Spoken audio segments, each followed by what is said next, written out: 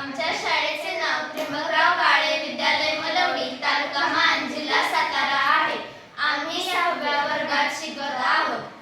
मी आज तुम्हाला समृद्ध भारत म्हणजे काय याविषयी सांगणार आहे.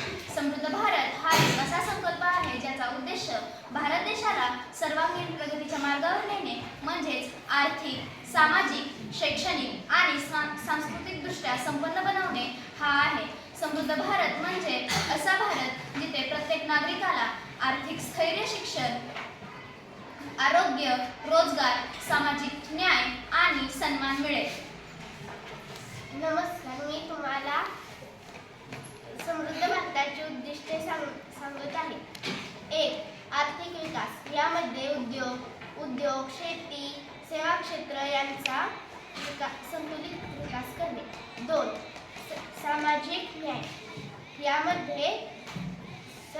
यामध्ये सर्व जाती, धर्म, वर्ग यांच्यात समानता व न्याय देणे. 3. शिक्षण व आरोग्य.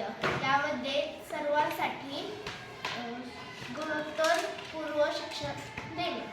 4. तंत्रज्ञानाचा वापर. डिजिटल इंडिया व स्मार्ट सिटी यांचा विकास करणे. मी आज तुम्हाला समृद्ध भारताचे फायदे सांगणार आहे. 1. समृद्ध भारतामुळे देशाची अर्थव्यवस्था मजबूत होईल. 2.